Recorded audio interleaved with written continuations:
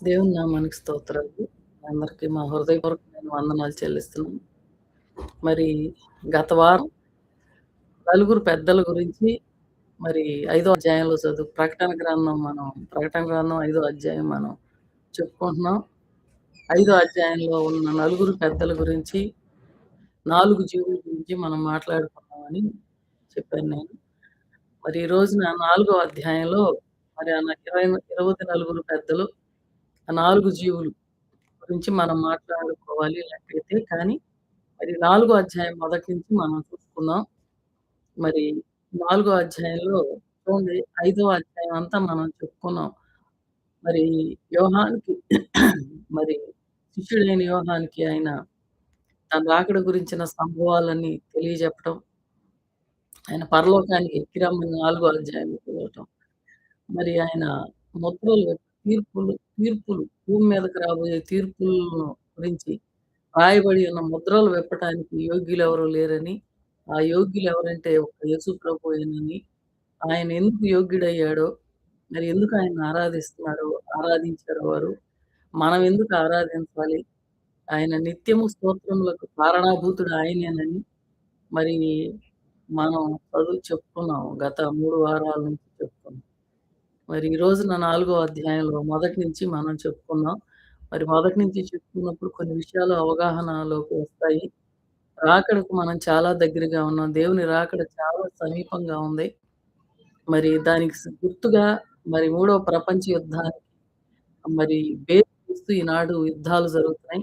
దేవుని రాకడకు సమీపం అవుతుందనటానికి గుర్తులుగా యుద్ధాలు, యుద్ధ సమాచారాలు మీరు వింటారని మరి మత్తయి సువార్త 24 అధ్యాయంలో రాయబడిన యుద్ధములను గూర్చి, యుద్ధ సమాచారాలను గూర్చి మీరు వింటారని, అలాగే అంత్య దినాల్లో ప్రేమ చల్లారిపోతుందని, మరి సువార్త అన్ని దిక్కులా వ్యాపిస్తుందని మరి మనం విషయాలు చదువుకున్నాం. ఇది తెలుసు మనకివన్నీ. దానికి గుర్తుగా ఈనాడు భయంకరమైన యుద్ధాలు జరుగుతా ఉన్నాయి. ఈ మూడవ ప్రపంచ యుద్ధానికి ఇప్పుడే దారి తీయదు గానీ, ఇది బేస్ వేస్తుంది మూడవ ప్రపంచ యుద్ధానికి.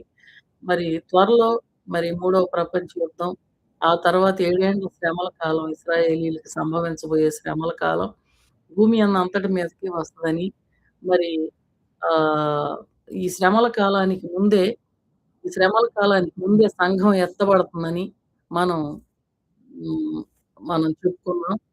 మరి కనుక ఈ రోజున 4గో అధ్యాయంలో మరి మొదటి 3 వచనాలు, వీలైతే తర్వాత వచనాలు గూడా చూద్దాం. మరి మొదటి 3 వచనాలు ఏముందో చూద్దాం. ఈ సంగతులు జరిగిన తరువాత నేను చూడగా, అదిగో పరలోకమందు ఒక తలుపు తెరవబడి ఉండెను. మరియు నేను మొదట వినిన స్వరము బూరధ్వని వలె నాతో మాటలాడగా వింటిని. ఆ మాటలాడిన వాడు, ఇక్కడికి ఎక్కి రమ్ము. ఇక మీదట జరగవలసిన వాటిని నీకు కనపరచెదను. వెంటనే కనపరిచెదనెను. వెంటనే నేను ఆత్మవశుడనైతిని. అదిగో పరలోకమందు ఒక సింహాసనము వేయబడి ఉండెను. సింహాసనమునందు ఒకడు ఆసీనుడై ఉండెను. ఆసీనుడైన వాడు దృష్టికి సూర్యకాంత పద్మరాగములను పోలినవాడు. మరకతము వలె ప్రకాశించు ఇంద్రధనస్సు సింహాసనమును ఆవరించి ఉండెను. ఆసీనుడైన వాడు దృష్టికి సూర్యకాంత పద్మరాగములను పోలినవాడు. మరకతము వలె ప్రకాశించు ఇంద్రధనస్సు సింహాసనమును ఆవరించి ఉండెను. ఇక్కడ మనం ఇప్పుడు కొన్ని విషయాలు మనం చెప్పుకుందాం. ఈ సంగతులు జరిగిన తరువాత నేను చూడగా, ఈ సంగతులు జరిగిన తరువాత నేను చూడగా.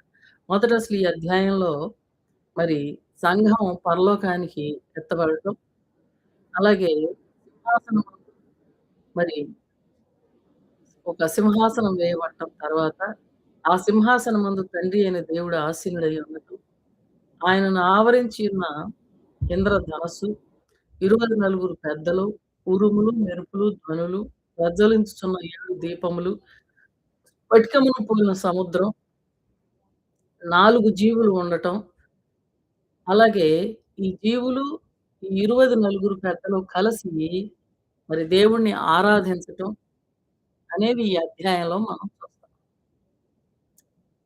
అర్థమైందనుకుంటా. మొదటి 3 వచనాల్లో కొన్ని విషయాలు మనం మాట్లాడుకుందాం. ఈ అధ్యాయంలో మనం చూసేదేంటంటే, మహిమలో ఉన్నటువంటి తండ్రి అయిన దేవుడిని చూస్తా ఉంటాం. మరి మహిమలో ఉన్న దేవుడిని ఎవరెవరు చూసారు? నిర్గమకాండంలో 19వ అధ్యాయంలో మోషే చూసాడు. తర్వాత యెషయా 6 అధ్యాయంలో అత్యున్నత సింహాసనాసీనుడయ్యున్న వానిని నేను చూచానని యెషయా మరి అక్కడ రాస్తాడు. 6 అధ్యాయం 1-10 వచనాలు చూస్తే అక్కడ ఉంటుంది. అలాగే యెహెజ్కేలు మొదటి అధ్యాయం 1-28 వచనాలు. ఈ ఈ వచనాల్లో కూడా మరి చూస్తాడు యెహెజ్కేలు. చూడండి మరి వీళ్ళు చూసారు. ఈ సంగతులు జరిగిన తరువాత అంటే ఇక్కడేమని రాసింది? ఈ సంగతులు జరిగిన తరువాత అని రాయబడింది. ఈ సంగతులు జరిగిన తరువాత అంటే 7 సంఘాలు మనం పైన మరి సంఘాల గురించి చెప్పుకున్నాం. మరి చాలా రోజులు కదా! మరి పైన చూసిన 7 కాలాలు జరిగిన తరువాత అని అక్కడ భావం, ఉద్దేశ్యం. ఈ సంగతులు జరిగిన తరువాత అంటే సంఘకాలం.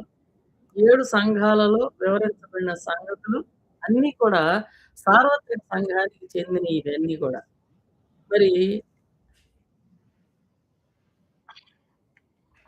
చాలామంది ఈ సంగతులు సార్వత్రిక సంఘానికి సంబంధించినవి కాదని చాలామంది చెబుతున్నారు. అయితే చూడండి 7 సంఘాల సంగతులు వివరించిన తర్వాత మరి ఏమంటున్నాడు? ఈ సంగతులు జరిగిన తరువాత నేను చూడగా, అదిగో పరలోకమందు ఒక తలుపు తెరవబడి ఉండెను. మరియు నేను మొదట వినిన స్వరము బూరధ్వని వలె నాతో మాట్లాడగా వింటిని. ఆ మాటలాడిన వాడు ఇక్కడికి ఎక్కి రమ్ము. ఇక మీదట జరగవలసిన వాటిని నీకు కనపరచెదను అన్నాడు. మరి అయితే మరి 7 సంఘాల సంగతులు వివరించిన తర్వాత ఇక్కడ సంఘం ఎత్తబడినటువంటి సందర్భాన్ని కనపరిచే విధంగా ఈ సంగతులు జరిగిన తరువాత అని చెప్తున్నాడు కదా! ఈ సంగతులు జరిగిన తరువాత అంటే ఏంటి? 7 సంఘాల కాలం, సంఘ కాలం అయిపోయిన తరువాత, సంఘకాలం అయిపోయిన తర్వాత జరిగే సంగతులు అని కదా అక్కడ అర్థం. మరి ఈ సంగతులు జరిగిన తరువాత అని చెప్పాల్సిన అవసరం అక్కడ లేదు కదా!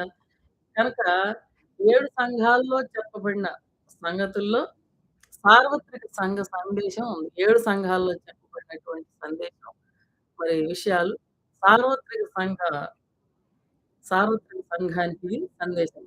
అయితే ఇప్పుడు సంఘం గురించిన ఆహ్వానాన్ని మనం చూస్తున్నాం. సంఘం గురించిన ఆహ్వానాన్ని. చూడండి, అదిగో పరలోకమందు ఒక తలుపు తెరవబడి ఉండెను. అదిగో పరలోకమందు ఒక తలుపు తెరవబడి ఉండెను. చూడండి, ఆకాశం తెరవబడినప్పుడు భక్తులు గొప్ప కార్యాలు చూసారు. మరి చూడండి యెహెజ్కేలు చూసాడు. యెహెజ్కేలు 1 అధ్యాయం 1 వచనం, మత్తయి 3 అధ్యాయం మరి మత్తయి 3:16, అపోస్తల కార్యాలు 7:57, 7:57, 56 అలాగే అపోస్తల కార్యాలు 10:11 చూడండి. యెహెజ్కేలు గ్రంథం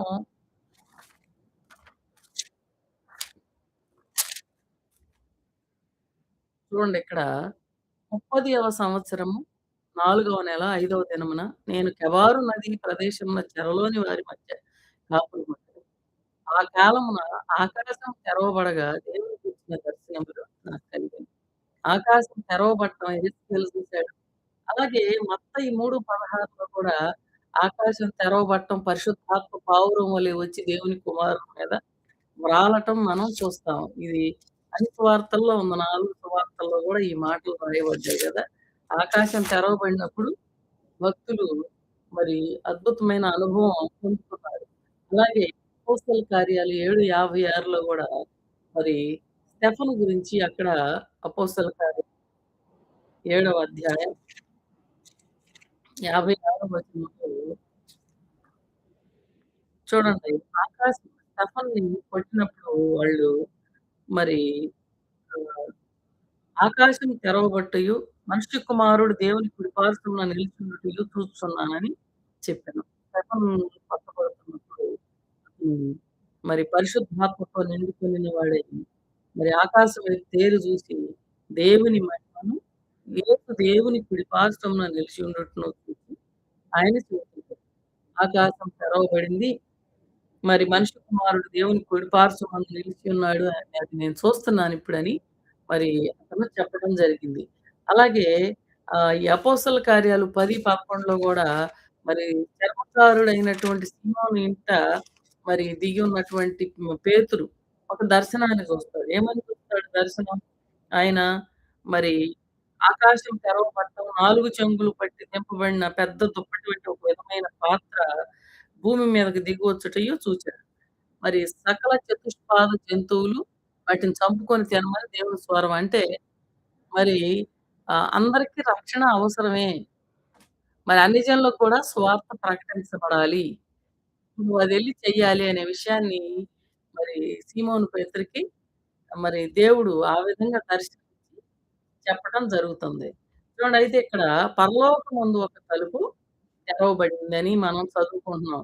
మరి ఈ గ్రంథంలో అంటే ఈ ప్రకటన గ్రంథంలో లేదంటే నూతన నిబంధనలో కొన్ని తలుపులు తెరవబడటం మనం చూస్తాం.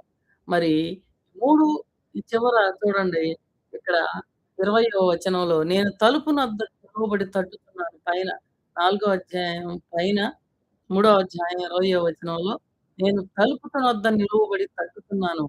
ఎవడైనను నా స్వరము విని తలుపు తీసిన యెడల నేను అతని యొద్దకు వచ్చి అతనితో నేనును, నాతో కూడా అతడును భోజనము చేయును. చూడండి మరి ఈ ఈ ఇందులో సహవాసము, దేవునితో సహవాసం, భోజనం చేయుట దే దేనికి సాదృశ్యంగా ఉంది? ఇక్కడ దేవునితో సహవాసం చేయటానికి సాదృశ్యంగా ఉంది. అలాగే ఈ 3, 8వ వచనంలో ఏమంటున్నాడంటే, ఇదిగో చూడండి నీ క్రియలను నేను ఎరుగుదును. నీకున్న శక్తి కొంచెమైనను నీవు నా వాక్యమును గైకొని నా నామమును ఎరుగననలేదు. ఇదిగో తలుపు నీ ఎదుట తీసి ఉంచి ఉన్నాను. దాన్నెవడు కూడా వేయలేడు. ఇది దేన్ని సూచిస్తా ఉందంటే, ఇదిగో తలుపు నీ ఎదుట తీసి ఉంచి ఉన్నాను. దాన్నెవడు కూడా వేయనేరడని ప్రభువు చెప్తున్నాడు. ఇది కృపా సువార్త కొరకై తెరవబడినటువంటి తలుపు. కృపా సువార్త కొరకై తెరవబడినటువంటి తలుపు. చూడండి 1 కొరింథీ 16వ అధ్యాయం 9వ వచనంలో కార్యానుకూలమైన మంచి సమయము నాకు ప్రాప్తించున్నది. అంటే కింద ఫుట్ నోట్స్‌లో చూడండి. గొప్ప ద్వారము నాకు తెరవబడి ఉన్నది. గొప్ప ద్వారము నాకు తెరవబడి ఉన్నది. 9వ వచనంలో ఏం చదువుకున్నాం? కార్యానుకూలమైన మంచి సమయము నాకు ప్రాప్తించి ఉన్నది. మరియు నన్ను ఎదిరించువారు అనేకులున్నారు గనుక పెంతెకొస్తు వరకు నిలిచియుందును. చూడండి కార్యానుకూలమైన మంచి సమయం అంటే గొప్ప ద్వారము సువార్త ప్రకటించటానికై గొప్ప ద్వారము తెరవబడి ఉందని అపోస్తలుడైన పౌలు తెలియజేస్తా ఉన్నాడు. అలాగే కొలస్సై 4 కొలస్సై 4 అధ్యాయం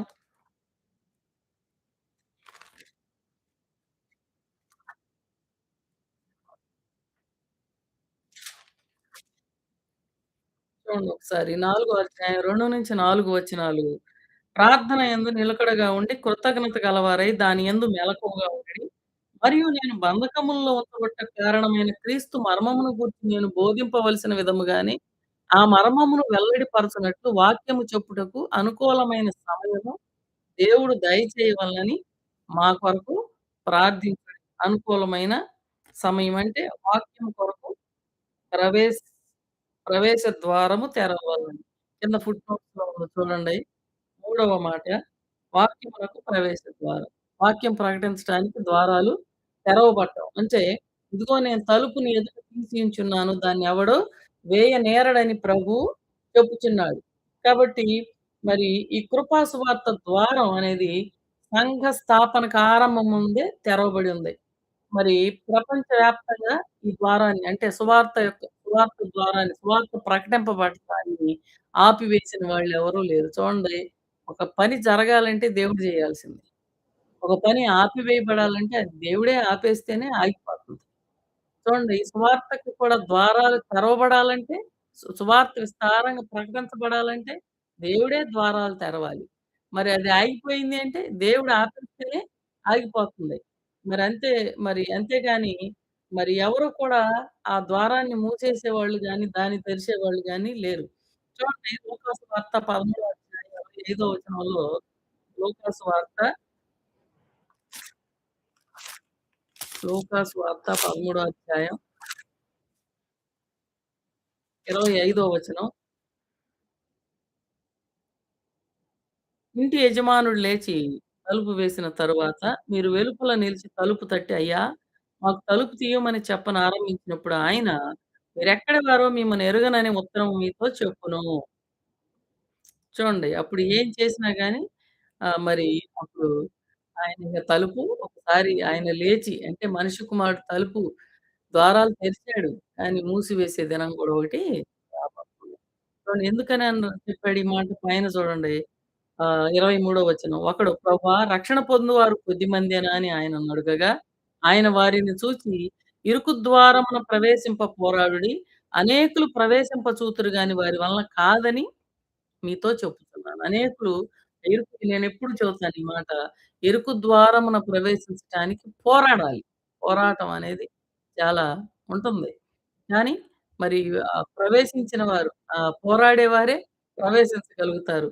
మరి అంతే కాకుండా మరి అనేకులు దానిలో ప్రవేశింపజూస్తారు గానీ, మరి వారు వెళ్ళలేరు అందులో. కాబట్టి అందుకే చెబుతున్నాడు ఆ మాట. ప్రవేశింప చూస్తారు గానీ వారి వల్ల కాదని మీతో చెప్తున్నానని. ఇంటి యజమానుడు లేచి తలుపు తీసిన తర్వాత మీరు వెలుపల నిలిచి తలుపు తట్టి, అయ్యా! మాకు తలుపు తీయమని చెప్పనారంభించినప్పుడు, ఆయన మీరెక్కడి వారో మిమ్మల్ని ఎరుగనని మీతో ఉత్తరము చెప్పును. ఇక దేవుడు ఆ మాట ప్రభు ఆ మాట చెప్పిన తర్వాత ఎవరు కూడా వెళ్ళలేదు. మరి ఇంటి యజమానుడైన యేసుక్రీస్తు తలుపు వేసిన తర్వాత అంటే తండ్రి కుడి పార్శ్వాన ఆసీనుడై ఉన్న క్రీస్తు ఎల్లప్పుడూ అట్లాగే కూర్చున్నాడు. ఆయన లేసి తలుపు వేసి మరి సువార్త ద్వారాన్ని మూసివేసి పరలోక ద్వారాలు తన సంఘం కొరకు తెరుస్తాడు. సంఘాన్ని ఆహ్వానించడానికి పరలోక ద్వారాలు ఆయన తెరుస్తాడు. సువార్త ద్వారాలు మూసివేయబడతాయి. ఒక దినం రాబోయే కాలంలో మరి పరలోక ద్వారాలు సంఘం ఎత్తబడటానికి అంటే సంఘాన్ని ఆహ్వానిస్తూ ఆయన మరి పరలోక ద్వారాలు తెరుస్తాడు. అదే సందర్భం యోహాను భక్తుడికి దేవుడు చూపిస్తున్నాడు. ఏమని మళ్ళా చదువుకుందామా? ఈ సంగతులు జరిగిన తరువాత నేను చూడగా, అదిగో పరలోకమందు ఒక తలుపు తెరవబడి ఉండెను. తర్వాత చూడండి ఆ పరలోకమందు ఆ తలుపు తెరవబడటం అంటే సంఘాన్ని ఆహ్వానిస్తూ ప్రభు తెరవటం అన్నమాట. అదే యోహాను భక్తుడికి ప్రభువైన క్రీస్తు చూపిస్తున్నారు. చూడండి మరి తర్వాత మరి మరియు నేను మొదట వినిన స్వరము బూరధ్వని వలె నాతో మాట్లాడగా వింటిని.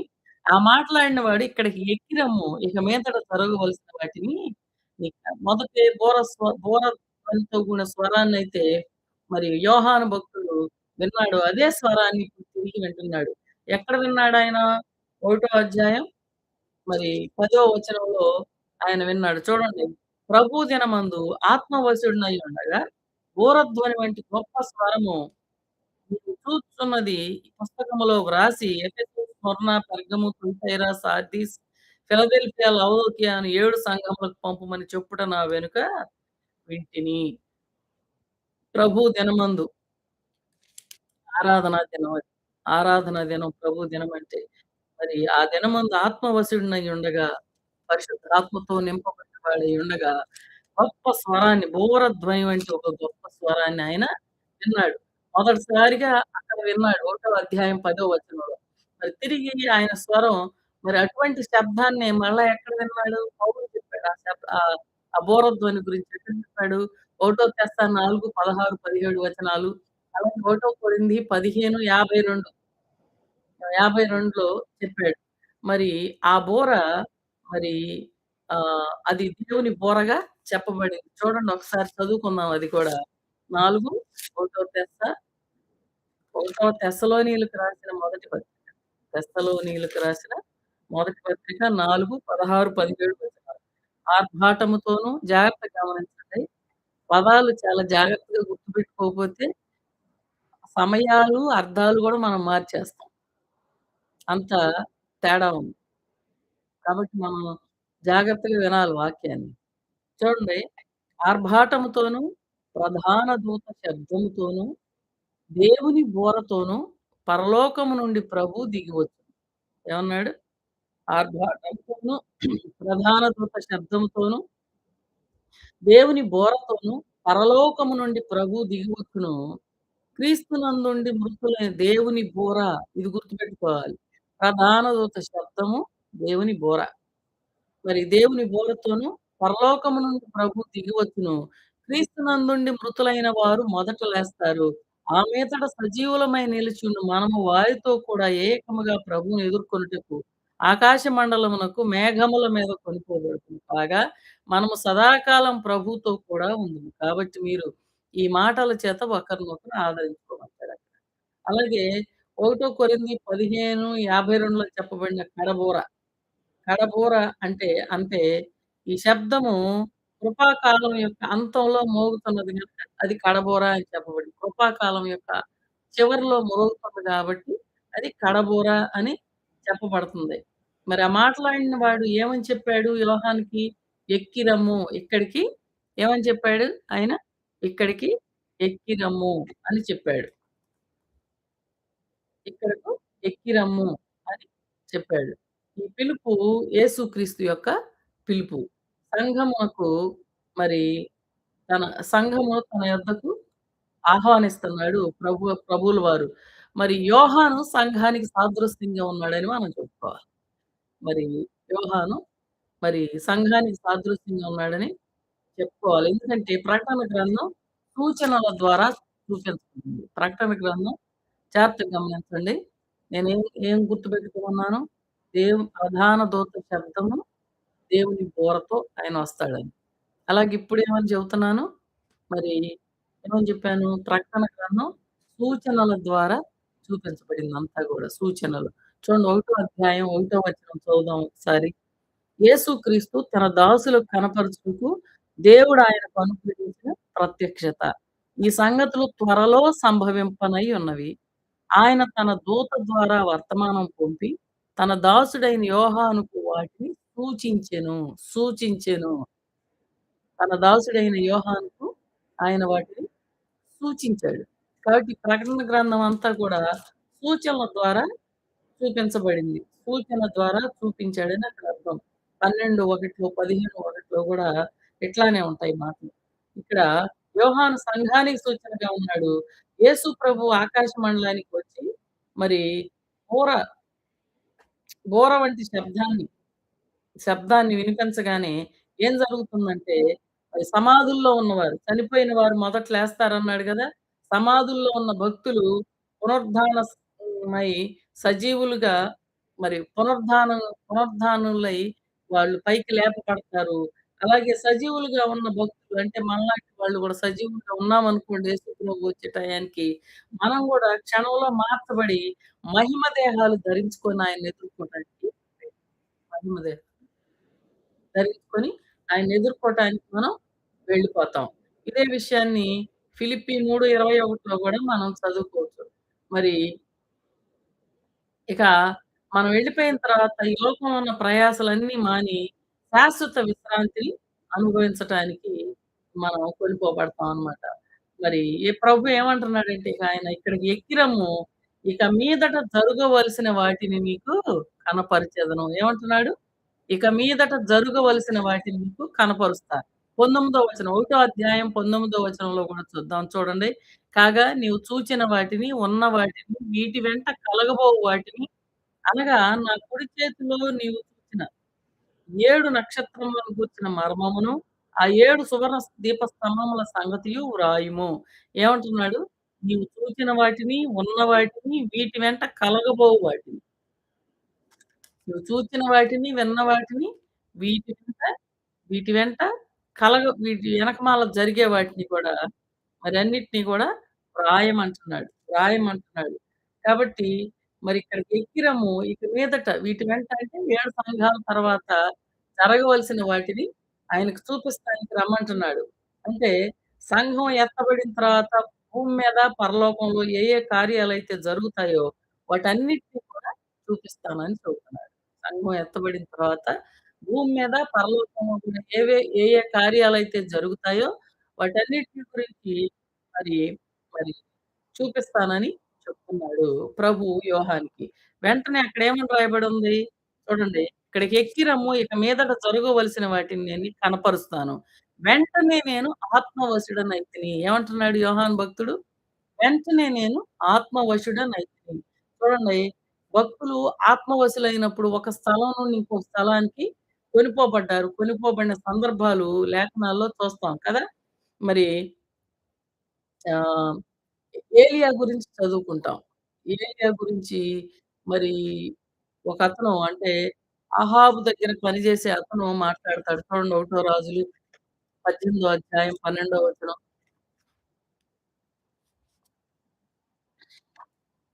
ఒకటో రాజులు 18 అధ్యాయం 12 వచనం. అయితే నేను నీ యొద్ద నుండి పోవు క్షణమందే యెహోవా ఆత్మ నాకు తెలియని స్థలమునకు నిన్ను కొనిపోవును. అప్పుడు నేను పోయి అహాబునకు వర్తమానం తెలియజెప్పిన తరువాత నీవు అతనికి కనపడిన ఎడల అతడు నన్ను చంపివేయును. అలాగున ఆజ్ఞ ఇయ్యవద్దు. చూడండి ఇక్కడ ఇతను మరి గృహ నిర్వాహకుడైన ఓబద్య. ఓబద్య మాట్లాడతాడు ఏలియా గురించి. నేను చెప్తాను ఆయనకి నువ్వు ఈ ఆత్మవశుడివై ఇక్కడి నుంచి ఎక్కడికో ఎళ్ళిపోతావు. నువ్వు కనపడకపోతే ఆయన నన్ను చంపేస్తాడు అని మాట్లాడతాడు. అంటే భక్తుడు ఆత్మవశులైనప్పుడు ఒక స్థలం నుంచి ఇంకో స్థలానికి వెళ్ళిపోబడిన సందర్భాలు మనం బైబిల్‌లో చూస్తాం. అలాగే యెహెజ్కేలు 11:24లో గూడా ఉంటది. అలాగే మరి ప్రకటన గ్రంథం 17:3, 21:10లో గూడా మనం తర్వాత చదువుకోవచ్చు. తర్వాత అపోస్తల కార్యాలు 8:39లో గూడా గాజాకు పోయే అరణ్య మార్గంలో మరి ఫిలిప్పు కందాకే రాణి దగ్గర పనిచేసేటటువంటి ఒక నపుంసకుడికి బాప్తిసం ఇస్తాడు. ఆ గాజాకు వెళ్ళే అరణ్య మార్గంలో సువార్త చెప్పి యెషయా గ్రంథాన్ని తీసి చదువుతా ఉంటే అతను సువార్త చెప్పి అతనికి అక్కడే పక్కనే ఒక నీటి మడుగుంటే అందులో బాప్తిసం ఇచ్చిన తర్వాత ఆత్మ అతన్ని కొనిపోవటాన్ని చూస్తాం ఫిలిప్‌ని. ఆత్మ ఫిలిప్‌ని కొనిపోవటాన్ని చూస్తాం. కనుక అట్లాగే పరిశుద్ధాత్మతో నింపబడి పరిశుద్ధాత్మవశుడైన యోహాను మరి బహుశా పరలోకానికి కొనిపోబడి ఉండాలి. అంతే కదా మరి. మరి 5వ అధ్యాయంలో గూడా అదే చూస్తున్నాం గదా! 5వ అధ్యాయం 1-6 వచనాలు చూస్తే, మరియు లోపటను, వెలుపటను వ్రాత గలిగి 7 ముద్రలు గట్టిగా వేసి ఉన్న ఒక గ్రంథము సింహాసనమందు ఆసీనుడయుండు వాని కుడి చేత చూచితిని. మరియు దాని ముద్రలు తీసి ఆ గ్రంథం విప్పుటకు యోగ్యుడైన వాడెవడని బలిష్ఠుడైన ఒక దూత బిగ్గరగా ప్రచురింపగా చూచితిని. అయితే చూడండి ఈ 6 వచనాలు గూడా చదివితే మరి యోహాను అక్కడ ఉన్నట్టుగానే మనకి అర్థమవుతుంది కదా! మరి చాలామంది భక్తులు ఏమని చెప్పుకుంటారంటే, మరి యోహాను అక్కడే ఉన్నాడనే చెప్పుకుంటారు. మరి యోహాను పరలోకమందున్న సింహాసనమును ఆవరించిన పెద్దల సమక్షంలో ఉన్నట్టుగా ఇక్కడ కనపడుతుంది గదా! ఈ 5 అధ్యాయం 1-6 వచనాల్లో. అంటే చూడండి యోహాను నిండు జ్ఞానేంద్రియాలు కలిగిన వాడుగా కనపడుతున్నాడు. యోహాను నిండు జ్ఞానేంద్రియాలు కలిగిన వాడుగా కనపడుతున్నాడు. అంతే కాకుండా ఇతను చూసాడు. అతనేమేం కలిగున్నాడు? చూసాడు, విన్నాడు, ఏడ్చాడు. అంతే గదా! ఆ ముద్రలు విప్పటానికి యోగ్యుడెవడును కనపడినందున నేను బహుగా ఏడ్చుచుండగా అంటున్నాడు. బహుగా ఏడుస్తా ఉన్నాడు. అది కూడా రాసాడు గదా! చూడగలిగాడు, వినగలిగాడు, అలాగే ఏడవగలిగాడు. ఆ పరిస్థితిని అనుభవించగలిగాడు. ఎదురుగా ఉన్నప్పుడు మనం ఒకటి ఏదన్నా జరుగుతుంటే చూస్తూ ఉండగా దాన్ని మనం అనుభవిస్తాం కదా! మరి అనుభవించగలిగాడు దాన్ని. అది ఇవన్నీ గూడా అలాగే వీటన్నిటిని గూడా వర్ణించగలిగాడు. రాసాడు గదా! తర్వాత ఇవన్నీ వర్ణించగలిగాడు. మరి వీటన్నిటిని బట్టి గూడా ఇతను శరీరంతోనే పరలోకానికి కొనిపోబడ్డాడు అని కొంతమంది అంటారు. మరి అది వాస్తవాలు ప్రభువుకు తెలియాలి. యోహానుకు తెలియాలి. మరి యోహాను మరి ప్రత్యేకమైన ఆధిక్యత ఉన్నట్టుగా మనకు యోహానుకి ఈ గ్రంథంలో మనం చూస్తున్నాం గదా! మరి ఇతను ఏం చూస్తున్నాడు 3 లోకాల్లో జరుగుతున్న సంగతులు చూచి, విని వ్రాయగలిగాడు. 3 లోకాల్లో జరిగిన సంగతులు. పరలోకంలో, భూమి మీద, మరి పాతాళం విషయాలు కదా! అయితే యోహాను సంఘానికి సూచన మాత్రం యోహాను. చూడండి ప్రభు ఆకాశ మండలానికొచ్చినప్పుడు ప్రభు ఆకాశ మండలానికొచ్చినప్పుడు పరిశుద్ధాత్ముడు సంఘాన్ని ప్రభువునొద్దకు కొనిపోతాడు. సంఘాన్ని పరిశుద్ధాత్ముడొచ్చినప్పుడు సంఘాన్ని ప్రభు యొద్దకు అంటే తీసుకుపోతాడు. మరి చూడండి క్రీస్తు పునరుద్ధానంలో ఆత్మకార్యం ఉంది. ఉందా? క్రీస్తు పునరుద్ధానంలో మీకు రిఫరెన్స్ చూపిస్తాను. నేనెప్పుడు చెబుతాను ఈ మాట. రోమా పత్రిక ఆహ్, 8 అధ్యాయం చూడండి ఒకసారి 11 వచనం. మృతులలో నుండి యేసును లేపిన వాని ఆత్మ మీలో నివసించిన యెడల మృతుల్లో నుండి క్రీస్తు యేసును లేపినవాడు చావునకు లోనైన మీ శరీరములను గూడా మీలో నివసించుతున్న తన ఆత్మ ద్వారా జీవింపజేయును. ఏంటంటే క్రీస్తును లేపినవాడు. మృతుల్లో నుండి క్రీస్తును లేపినవాడు. మృతుల్లో నుండి యేసును లేపిన ఆత్మ, లేపిన వాని ఆత్మ మీలో నివసిస్తే గనక మృతుల్లో నుండి క్రీస్తు యేసును లేపినవాడు. సావునకు లోనైన మీ శరీరాలను కూడా మీలో నివసించుచున్న తన ఆత్మ ద్వారా జీవింపజేస్తాడు. అలాగే ఈ రోమా పత్రిక ఒకటో అధ్యాయం చూడండి 4 వచనం అంటే 1, 2, 3, 4, 5, 6, 7, 9, 10, 11. 11 లైన్ చదువుకుందాం. 11 లైన్ నుంచి. యేసుక్రీస్తు శరీరమును బట్టి దావీదు సంతానముగాను, మృతులలో నుండి పునరుత్థానుడైనందున పరిశుద్ధమైన ఆత్మను బట్టి దేవుని కుమారుడుగాను ప్రభావముతో నిరూపింపబడెను. ఈ మాట చాలా ప్రాముఖ్యమైనది. చూడండి మళ్ళా చెబుతున్నాను. యేసుక్రీస్తు శరీరమును బట్టి దావీదు సంతానము గాని ఇప్పుడు చదువుకున్న 2 వచనాలు. 8, 11 రోమా 8, 11, 1, 4. యేసుక్రీస్తు శరీరమును బట్టి దావీదు సంతానముగాను, మృతుల్లో నుండి పునరుత్థానుడైనందున పరిశుద్ధమైన ఆత్మను బట్టి దేవుని కుమారుడిగాను ప్రభావంతో నిరూపింపబడెను. కాబట్టి యేసుక్రీస్తు వారి యొక్క పునరుద్ధానం లేదు. ఆత్మకార్యం ఉంది. అలాగే భక్తుల పునరుద్ధానంలో హ్మ్. భక్తుల పునరుద్ధానంలో కూడా అంటే మన పునరుద్ధానంలో గూడా పరిశుద్ధాత్ముడు పూర్తిగా తానే పనిజేసి మరి ఆయన భక్తులమైన మనల్ని పరలోకానికి మహిమ రూపాన్ని ధరింపజేసి, మనల్ని జీవింపజేసి ఆయన తీసుకుపోతాడు దేవుని యొద్దకి. కాబట్టి చూడండి ఇది తెస్సలోనీయులకు రాసిన పత్రిక, రెండవ తెస్సలోనీయులకు రాసిన పత్రికలో ఉంటుంది. మాట చూడండి. రెండవ తెస్సలోనీయులకు రాసిన పత్రిక, రెండవ అధ్యాయం 6, 7 వచనాలు చూడండి. కాగా వాడు తన సొంత కాలమందు బయలుపరచబడవలెనని వాటిని అడ్డగించినది ఏదో అది మీరెరుగరు. ధర్మ విరోధ సంబంధమైన మర్మము ఇప్పటికే క్రియ చేయుచున్నది. కానీ ఇదివరకు అడ్డగించుకున్నవాడు మధ్య నుండి తీసివేయబడు వరకే ఇదివరకే అడ్డగించేదెవరు? పరిశుద్ధాత్ముడు. పరిశుద్ధాత్ముడు సంఘం గూడా ఈ సాతానుకి సాతాను క్రీస్తు విరోధి అంటే సాతాన్ని ఎదిరిస్తా ఉన్నారు. కాబట్టి అడ్డగించుచున్నవాడు హ్మ్. అడ్డగించున్నవాడు మధ్య నుండి తీసివేయబడు. సంఘం పరలోకానికి సంఘాన్ని మరి పరిశుద్ధాత్ముడు తీసుకొని పోయేంతంత వరకు గూడా మరి ఆహ్, అడ్డగిస్ అడ్డగిస్తాడు గదా! పరిశుద్ధాత్ముడు భూమి మీద ఉన్నంత కాలమే అడ్డగిస్తాడు క్రీస్తు విరోధిని. తర్వాత ఈ సంఘంతో పాటు పరలోకానికి ఎళ్ళిపోతాడు గదా! ఆయన గూడా. కాబట్టి మరి మన పునరుద్ధానం అంటే భక్తుల పునరుద్ధానంలో గూడా పరిశుద్ధాత్ముడు తానే పూర్తిగా పనిజేసి తన భక్తుల్ని జీవింపజేసి తీసుకొని పోతాడు. కాబట్టి మరి ధర్మ విరోధిని అడ్డగించేది మరి పరిశుద్ధాత్ముడే ఇక్కడ రాయబడినట్టుగా. పరిశుద్ధాత్ముడే. ఇక ఆయన సంఘాన్ని తీసుకొని పోతే భూమి మీద అడ్డగించేవారు ఎవరు ఉండరు. కాబట్టి ప్రస్తుతం లోకంలో పనిచేస్తున్నయి ఏంటి అంటే 4 ఏంటంటే సాతాను వాని శక్తులు, అలాగే పాపులైన మనుషులు, సంఘము, పరిశుద్ధాత్మ. ఒకటి భూమి మీద ఇప్పుడు ఏమేం పని చేస్తున్నాయి? 4 పని చేస్తున్నాయి. సాతాను వాని శక్తులు పనిచేస్తున్నాయి. రెండోది పాపులైన మనుషులు ఉన్నారు. మూడవది సంఘం ఉంది. నాలుగోది పరిశుద్ధాత్ముడు. కాబట్టి మరి చెప్పుకోవాలంటే సాతాను అనే శక్తులు ధర్మ విరోధికి సహకరిస్తాయి గానీ, ధర్మ విరోధి అయిన సాతాన్ని అడ్డగించవు. సాతాను అనే శక్తులు.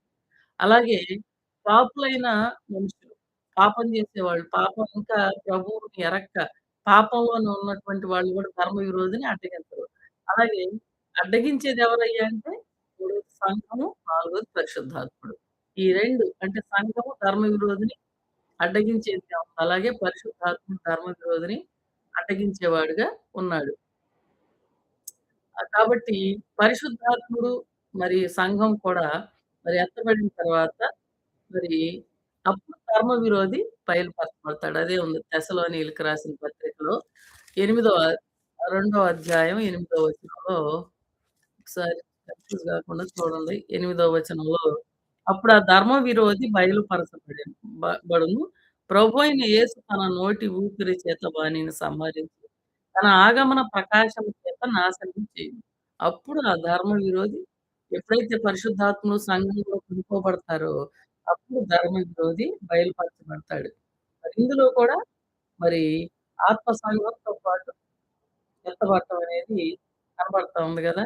అలాగే మరి ఆదికాండం 24 అధ్యాయంలో చూస్తే వరుడైన మరి ఇస్సాకు మరి రిబ్కాను మరి రిబ్కా రిబ్కాని వరుడైన ఇస్సాకు వద్దకు ఎవరు తీసుకొచ్చారు? ఎలియాజరు. ఆమె సిద్ధపరిచి తీసుకొస్తాడు. అలాగే పరిశుద్ధాత్ముడు గూడా సంఘాన్ని సిద్ధం చేసి పరమ వరుడైన క్రీస్తు వద్దకు కొనిపోతాడు. అదే 19 అధ్యాయం ప్రకటన గ్రంథంలో రాయబడింది చూడండి. పరిశుద్ధాత్మ మరి పరిశుద్ధాత్ముడి యొక్క పని చిన్న కార్యమనో, మరి లేదంటే ఏదో చులకనగా మనం ఉంచుకోకూడదు. ఎందుకంటే పరిశుద్ధాత్ముడు ఆయన దైవ పురుషుడయ్యుండి, ప్రభువయ్యుండి గొప్ప శక్తితో పని చేసేవాడుగా ఉన్నాడు పరిశుద్ధాత్ముడు. మరి అట్లాగే ప్రకటన గ్రంథంలో 7 బూరలున్నాయి గదా! 7 మరి ముద్రలు, 7 బూరలు, 7 పాత్రలు. ఇవి దేవుని ఉగ్రతను కనపరిచినట్టుగా ఉన్నాయి. భూమి మీదకి దేవుని ఉగ్రతను తీసుకొచ్చేవిగా ఉన్నాయి. తీర్పు తీర్చటానికి, విమోచించటానికి రెండిటికి కూడా ఆయన విమోచన క్రయధనంగా తనను తాను అప్పగించుకున్నాడు క్రీస్తు గాబట్టి, విమోచనకి విమోచించాడు మనల్ని కాబట్టి ఆయన తీర్పు తీర్చడానికి గూడా సర్వాధికారం ఆయనకే అప్పగించబడింది అని మనం యోహాను సువార్తలో చదువుకున్నాం గదా!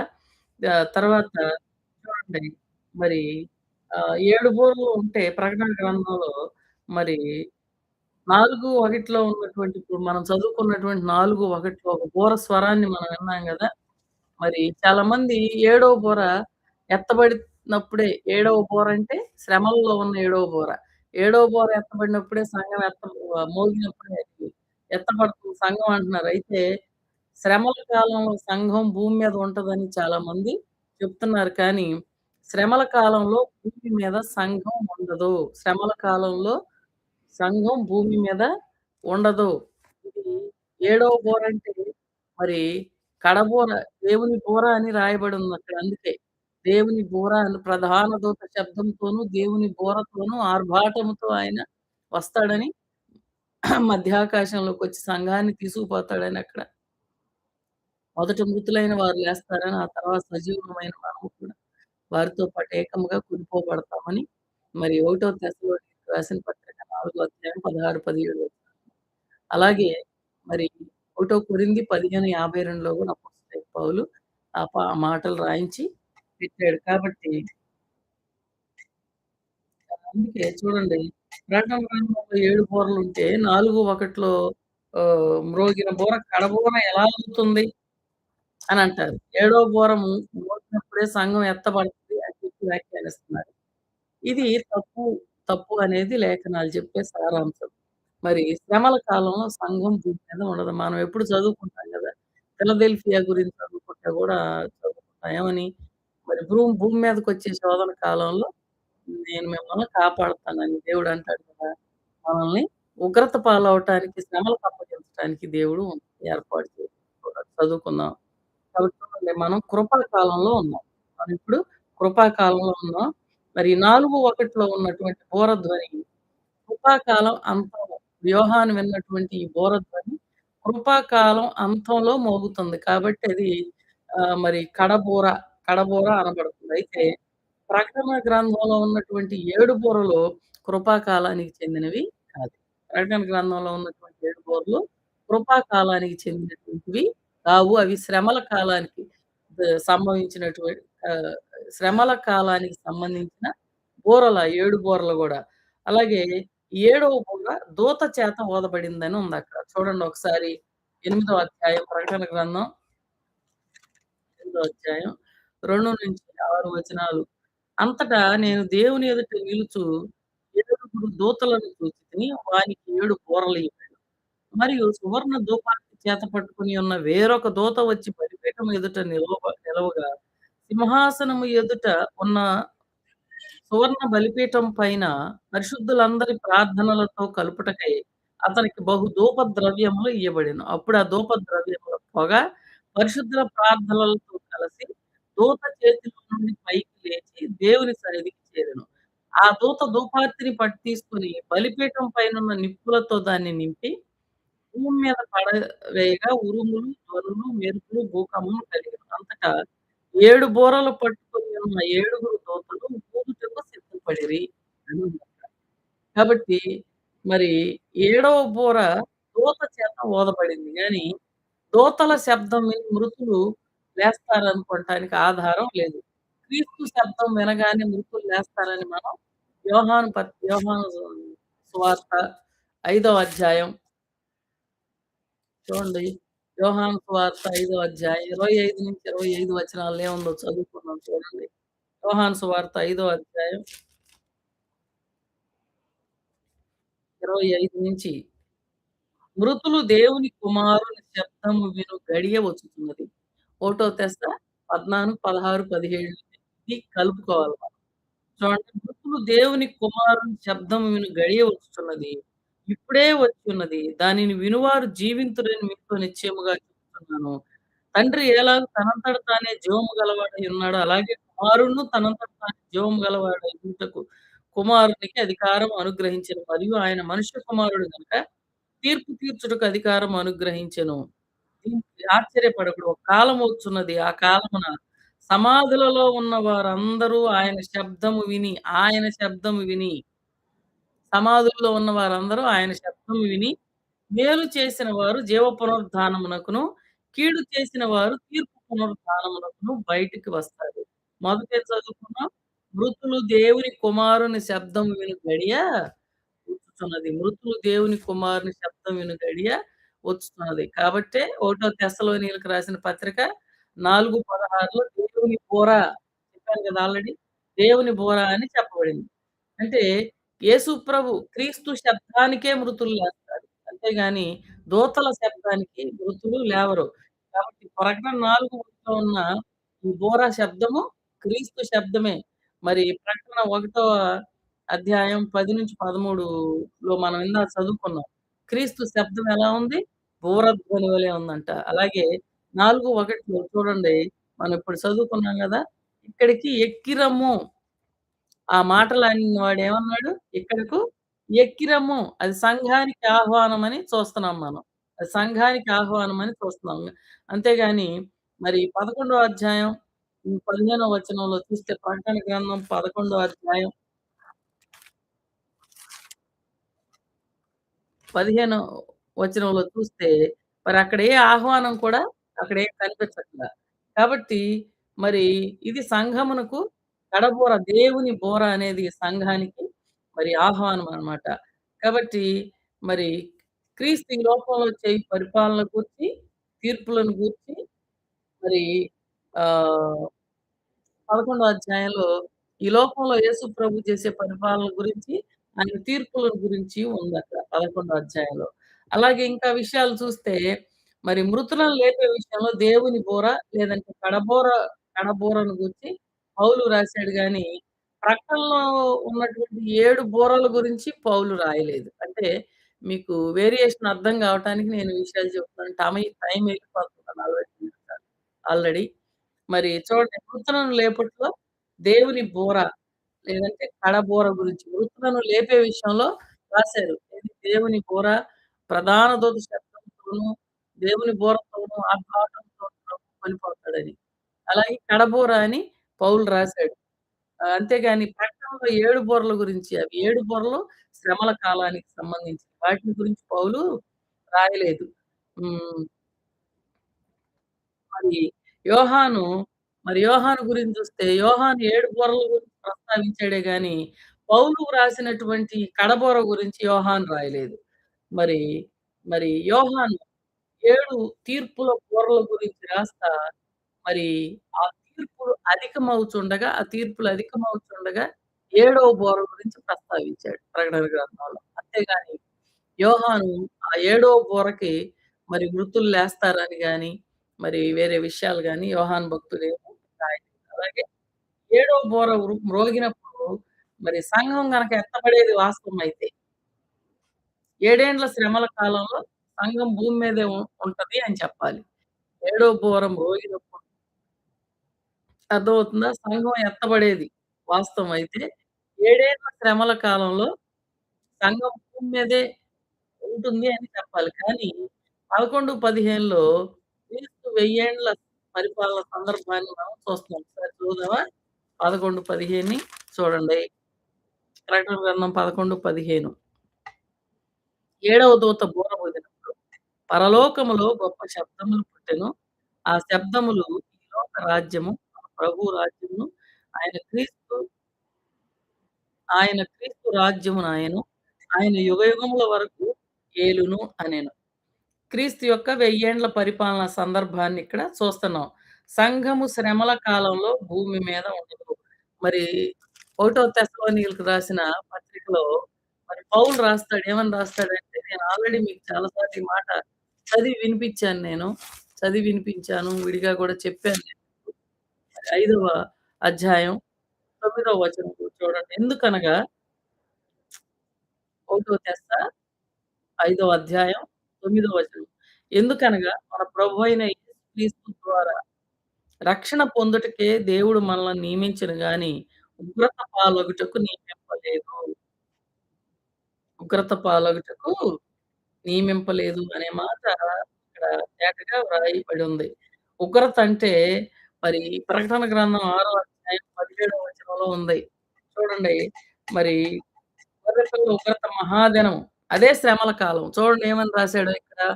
మరి భూరాజులను ఇక్కడ చదివితే భూరాజులను, ఘనులను, సహస్రాధిపతులను, ధనికులను, బలిష్ఠులను, ప్రతి దాసుడును, ప్రతి స్వతంత్రుడును కొండ గుహలలోను, బండ సందుల్లోను దాక్కొని సింహాసనాసీనుడైయున్న వాని యొక్కయు, గొర్రెపిల్ల యొక్కయు ఉగ్రత మహాదినము వచ్చెను. దానికి తాళజాలిన వాడెవడు? మీరు మా మీద పడి ఆయన సన్నిధికి, గొర్రెపిల్ల ఉగ్రతకును మమ్మను మరుగు చేయుడి అని పర్వతములతోనూ, బండలతోనూ చెప్పుచున్నారు. అది ఉగ్రత అంటే అది. ఉగ్రత గొర్రెపిల్ల ఉగ్రత మహాదినం. అదే శ్రమల కాలం. 6:17లో చెప్పబడిన విధంగా. మరి అప్పుడు సంఘం భూమి మీద ఉండదు. మరి ప్రకటన 1-3 అధ్యాయాల్లో సంఘం అనే పదం మరి 19 సార్లు వ్రాయబడుతుంది. మరి భూమి మీద ఉన్నట్టే ఆ 1-3 అధ్యాయాల్లో కనపడుతుంది. మరి అట్లాగే ప్రకటనలో మరి 4 అధ్యాయం 1 నుంచి, ఒకటో వచనం నుంచి 22 అధ్యాయం 5 వచనం వరకి గూడా సంఘం అనే మాట గాని, భూమి మీద సంఘం ఉన్నట్టు గాని మనకు కనపడట్ల. మరి 4 అధ్యాయం 1, 2 వచనాల్లో సంఘం ఎత్తబడినట్టుగా మనం చూస్తున్నాం. కదా! మరి, మరి దానియేలు ఈ మాట చాలా జాగ్రత్తగా వినండి. దానియేలు 9 అధ్యాయం 26, 27 వచనాల్లో చూస్తే ఏడేండ్ల ఆరంభంలోనే క్రీస్తు విరోధి వచ్చినట్టుగా కనపడుతుంది. రిఫరెన్స్‌లు చదువుకుంటే. అలాగే రెండో తెస్సలోనీయులకు రాసిన పత్రిక ఇందాక చదువుకున్నాం గదా! 6, 7, 8 వచనాలు. అడ్డగించుకున్న పరిశుద్ధాత్మ సంఘం మధ్యలో నుండి తీసివేయబడిన తరువాత ధర్మ విరోధి లేక క్రీస్తు విరోధి బయలుపరచబడిందని చదువుకుంటున్నాం. పరిశుద్ధాత్మ సంఘంలోంచి తీసివేయబడటం అంటే ఏంటి? పరిశుద్ధాత్మ సంఘాన్ని కొనిపోతాడు మధ్యాకాశంలోకి. యేసుక్రీస్తు కడబోర, దేవుని బోర, ఆ ప్రధాన దూత శబ్దంతో, ఆర్భాటంతో దేవుని బోరతో ఆయనొచ్చినప్పుడు, మరి పరిశుద్ధాత్ముడు సంఘాన్ని తీసుకొని వెళ్ళిపోతాడు. కాబట్టి అప్పుడు ఆ ధర్మ విరోధి అలాగ ఎత్తబడిన తర్వాత ధర్మ విరోధి పడతాడు. ధర్మ విరోధి అంటే సాతాను. మరి అతను బయలుపరచబడిన తర్వాతే మరి ఇశ్రాయేలీయులకి ఏడేండ్ల శ్రమల కాలం మొదలవుతుంది. కాబట్టి సంఘం శ్రమల కాలంలో భూమి మీద ఉండదు. రెండవ తెస్స 2, 6, 7, 8 వచనాల్లో మనం చూసుకున్నట్టుగా సంఘం ఎత్తబడతది. సంఘంతో పాటు పరిశుద్ధాత్ముడు గూడా కొనిపోబడతాడు. మరి అప్పుడు ధర్మ విరోధి బయలుపరచబడతాడు.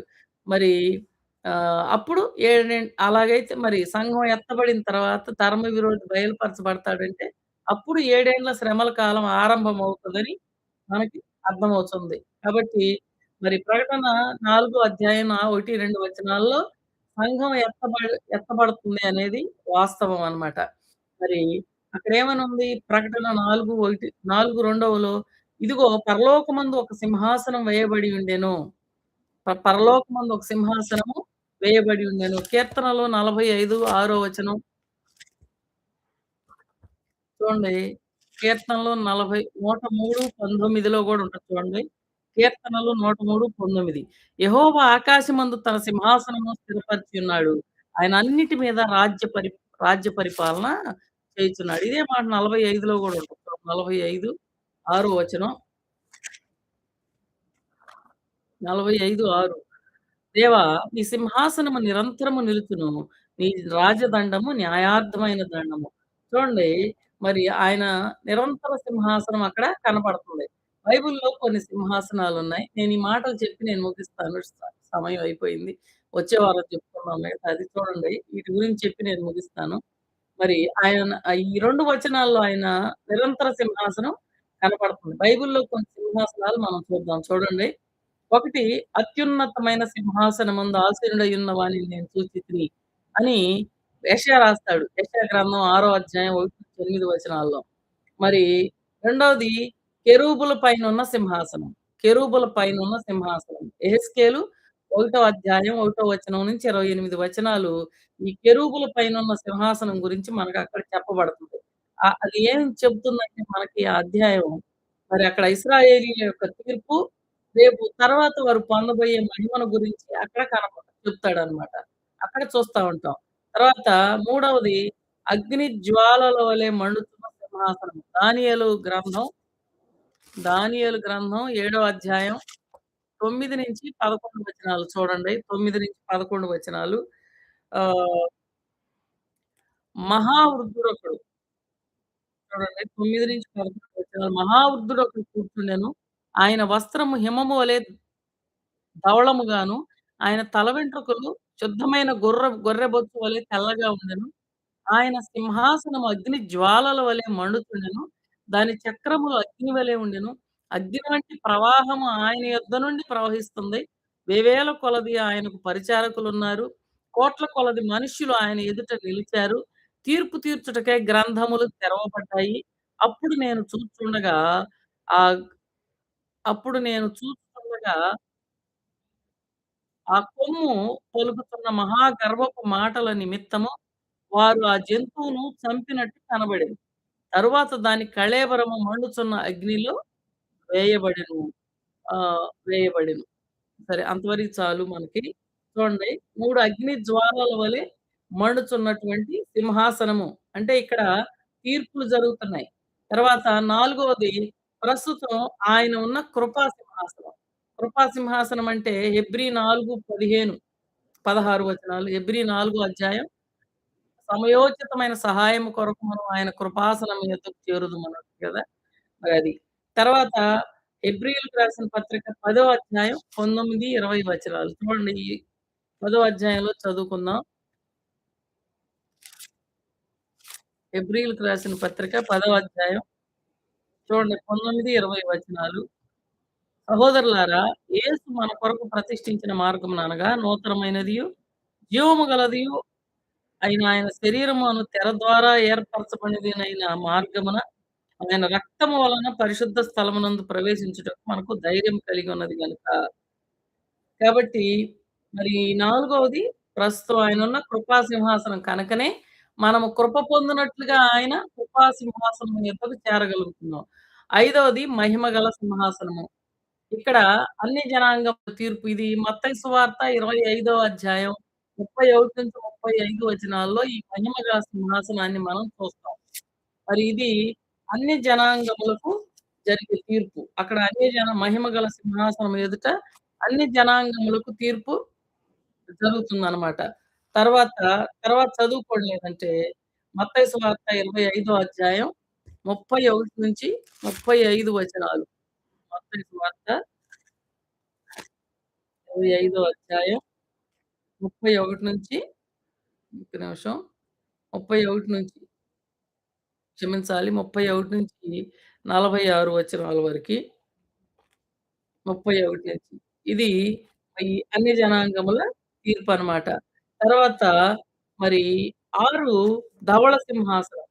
ధవళమైన మహాసింహాసనం. ఇదెక్కడుంది? ప్రకటన గ్రంథం 20వ అధ్యాయం 11-15 వచనం చూస్తే ఇది ఉంటుంది.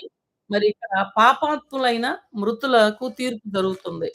ప్రకటన గ్రంథం 20వ అధ్యాయం 11-15 వచనాలు చదివితే, మరియు ధవళమైన మహాసింహాసనమును దాని యందు ఆసీనుడైన ఒకనిని చూచితిని. భూమి ఆకాశములు ఆయన సముఖము నుండి పారిపోయెను.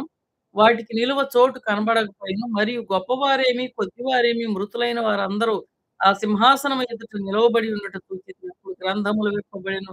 మరియు జీవగ్రంథమను వేరొక గ్రంథము విప్పబడెను. ఆ గ్రంథములందు వ్రాయబడి ఉన్న వాటిని బట్టి తమ క్రియల చొప్పున మృతులు తీర్పు పొందిరి. సముద్రము తనలో ఉన్న మృతులను అప్పగించెను.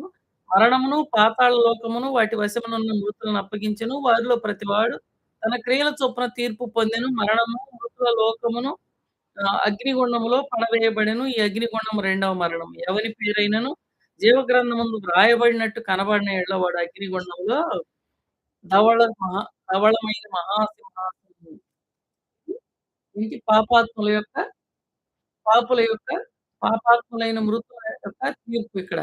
తర్వాత ఇప్పుడు ఏడవది మనం 4:2లో చూసినటువంటి మరి సింహాసనం. ఇది శ్రమల కాలపు సింహాసనం. ఇది శ్రమల కాలపు సింహాసనం. మరి ఈ సింహాసనం అంటే సంఘము ఎత్తబడిన తర్వాత వేయబడినటువంటి సింహాసనం ఇది. సంఘము ఎత్తబడిన తర్వాత వేయబడిన సింహాసనం అంటే భూమి మీద తీర్పులను పంపిస్తున్నాడు ప్రభు ఆ సింహాసనం మీద ఆసీనుడై. కాబట్టి యేసు ప్రభువు లేడనేవాళ్ళు, రక్షణ అనేది ఒట్టిదనేవాళ్ళు. చూడండి మరి సంఘానికి అంటే బాప్తిసం తీసుకున్నాం, రక్షణ పొందాం. సంఘంలో ఉన్నాం మేము అనుకుని మరి దేవుని వాక్యాన్ని అనుసరించని వాళ్ళు, ఇష్టానుసారంగా జీవించేవాళ్ళు, నామకార్థంతో జీవించేవాళ్ళు, భక్తిహీనతను సౌలులాగా భక్తిహీనతను కనపరిచేవాళ్ళు, మరి పైకి భక్తి గలవారిలాగా ఉండి, విశ్వాసం లేని దుష్ట హృదయాలు, పైకి భక్తి గలవారి వలె ఉండి, దేవుని శక్తిని ఆశ్రయించని దుష్ట హృదయాలు, అనేక రకాల ప్రజలున్నారు. నువ్వు దేవుని యందు నిజమైన విశ్వాసం కలిగి, ఆయన మరి చెప్పినట్టుగా పరిశుద్ధతలో, నీతిలో, విశ్వాసంలో నువ్వు ఎదిగితే మంచిదే. ఒకవేళ అవి లేకుండా ఉన్నావా? ఇప్పుడే సరి చేసుకొని జీవితాన్ని ప్రభువుతో కట్టుకో. ఎందుకంటే ప్రభు రాకడ చాలా సమీపంగా ఉంది. మరి ప్రభు దొంగ వలె వస్తానన్నాడు. మరి ఇంకా ఏమంటాడు తెస్సలోనికీయులకు రాసిన పత్రికలో గర్భిణీ స్త్రీకి ప్రసవ వేదన ఏమంటాడిక్కడ? ఆ కాలమును గురించి చూడండి. ఈ మాట ఒక మాట చదివి నేను ముగిస్తాను. రాత్రి వేళ దొంగ ఎలాగ వచ్చునో అలాగే ప్రభు దినం వచ్చునని మీకు బాగుగా తెలియను. లోకులు అనుకుంటారట నెమ్మదిగా ఉంది, భయమేమీ లేదని చెప్పుకొనుచుండగా, గర్భిణీ స్త్రీకి ప్రసవ వేదన వచ్చినట్లు వారికి ఆకస్మికముగా నాశనము తప్పించును గనుక వారెంత మాత్రము తప్పించుకొనలేరు. సహోదరులారా, ఆ దినము దొంగ వలె మీ మీదికి వచ్చుటకు మీరు చీకటిలో ఉన్నవారు కారు. కాబట్టి మనం చీకటిలో ఉన్నవారం కాదు. మనం వెలుగు సంబంధులం కాబట్టి వెలుగు క్రియలే మనం చేయాలి. కనుక నేడే రక్షణ దినం, ఇదే అనుకూల సమయం అన్నాడు అపోస్తలుడైన పౌలు. కాబట్టి ఈ రోజున నువ్వు చేసుకోగలిగితే ప్రభు రాజ్యంలో ఆయన కుమారుడిగా, ఆయన కుమార్తెగా మీరు తేజరిల్లుతారు. దేవుడు ఈ మాటలు దీవించి మిమ్మల్నందరిని ఆశీర్వదించును గాక. చిన్న మాట ప్రార్థన చేసుకుందాం. మిగతా భాగాలు మరి వచ్చే వారాల్లో చెప్పుకుందాం. మహాపరిశుద్ధుడు అయిన మా ప్రియ పరలోకపు తండ్రి, విత్తబడిన ప్రతి మాట నీరు కట్టి ఫలింపచేయండి నాయన. ఏ బిడ్డ వ్యర్థులుగా ఉండకూడదు. ఆ తండ్రి అంత్యకాలంలో ఉన్నాం. సమయాన్ని వ్యర్థం చేయకూడదు. జ్ఞానం కలిగి ప్రవర్తించటానికి, లేఖనాలు చదవటానికి, ధ్యానించటానికి, వినడానికి, విన్న వాక్యానికి లోబడటానికి ప్రతి బిడ్డ కృప దయచేయండి. అయ్యా! మా కుటుంబాలకు ఇచ్చిన నెమ్మది, సమాధానం నాయన ప్రతి బిడ్డ కుటుంబాన్ని మీరు దీవిస్తున్నారు. సమృద్ధినిస్తున్నారు, సమాధానాన్నిచ్చారు, సమృద్ధినిచ్చారు ప్రభువా. ఇవేవి రేపు మమ్మల్ని బ్రతికించలేవు గాని నాయన. నీలో కనపరిచే నీతి, విశ్వాసం, పరిశుద్ధత నీడలో మేము కలిగి ఉండేటటువంటి నమ్మకత్వం నాయన. ఇవే మమ్మల్ని ఎదుట నిలబెడతాయి ప్రభా. కనుక నిర్దోషులుగా, నీతిమంతులుగా మేము కొనసాగాలి. పరిశుద్ధులుగా మేము కొనసాగాలి. కృప వీళ్ళందరికీ దయచేయమని, వీళ్ళందరినీ మీ బలిష్టమైన హస్తానికి అప్పగిస్తూ మీరే మహిమ పొందమని, యేసయ్య శక్తి కలిగిన రాకడలో ప్రతి ఒక్కరూ ఎత్తబడటానికి కావాల్సిన కృపను అయ్యా దయచేయండి. సంఘాన్ని సిద్ధపరచండి. అలాగే సార్వత్రిక సంఘాన్ని సిద్ధపరచండి. ఈ జరుగుతున్న పరిస్థితుల్లో సంఘానికి క్షేమం, సార్వత్రిక సంఘానికి క్షేమం దయచేయండి. మీరే మహిమ పొందమని యేసయ్య శక్తి కలిగిన, దయ కలిగిన నామంలో వేడుకొని ప్రార్థన చేస్తున్నాం పరమ తండ్రి. ఆమేన్. దేవుడు మిమ్మల్ని అందరిని దీవించును గాక.